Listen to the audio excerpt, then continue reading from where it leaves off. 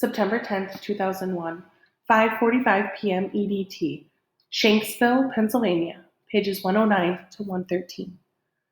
The ride home wasn't exactly the way Will had imagined it would be when he realized he had invited Claire to come bike riding with them.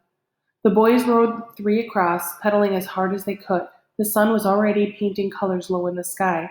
Will needed to get home before dinner, or his mother would be worried, and then get really angry when he showed up because she had been so worried. Alex had twisted his ankle. Ben had scraped his leg on a large stick that somehow found its way into the ring, and Will had bent his left pinky so far back he couldn't feel it anymore. He was going to pay the price for that for a while. Hopefully, it would heal before basketball tryouts. But he felt most like an idiot for asking Claire to join him and then ignoring her completely. "She'll get over it," Ben told Will. When they heard the car behind them, they fell back into a single lane until it passed. "You know Claire, she's not a girly girl. She's fine," Alex shouted up ahead. "We should have just stopped," Will said, mostly telling himself. Ben sped up beside him. "You like her, don't you?" Will didn't need it to answer. "Hey man, I'm sorry," Alex said, dropping back on the other side. Ben and Alex got home first, and Will rode the last quarter mile by himself. He could see the lights on in his kitchen window. His mom was probably making dinner. The girls were probably watching TV or taking a bath. It wasn't so different, really, than it had ever been. Will's dad had sometimes been home for only 5 or 6 nights a month anyway, and yet everything was different. Will came to a stop at the end of his driveway. He looked up. It wasn't dark yet, but the sky had that hint of fall, of night coming early and taking the day away. If he got back on his bike now, he could be at Claire's house in 3 minutes and home again before dinner. He had no idea what he was going to do or say, or even if trying to talk to Claire was the right thing to do. He only knew that he had to do something, because doing nothing would feel worse.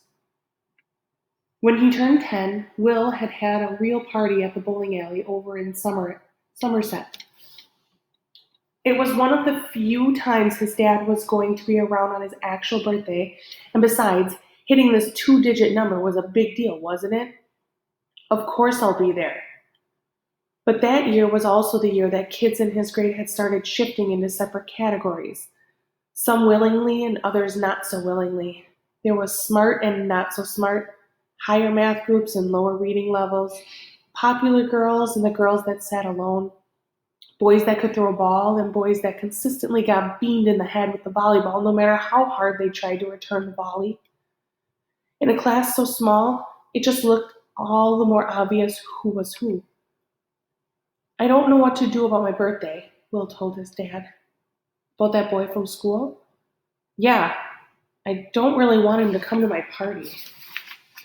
They were picking up sticks from the front lawn and sticks and branches that had fallen in the last rainstorm.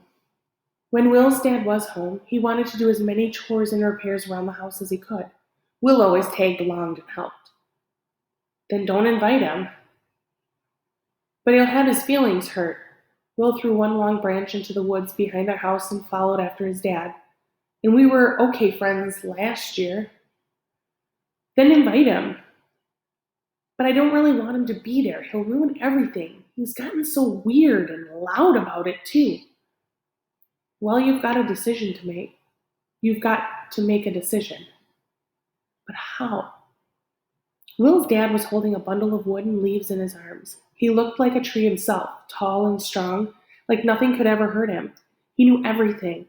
Jump ahead in time and ask yourself, how will you feel if you don't invite him?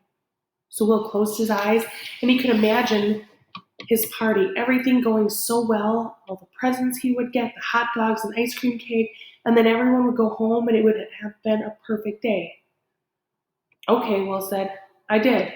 Great party." His dad went on. "And then, how are you going to feel when you see this boy in your class the next day?" Will closed his eyes again. He would go back to school, and this kid would be the only one from his class that wasn't talking about it.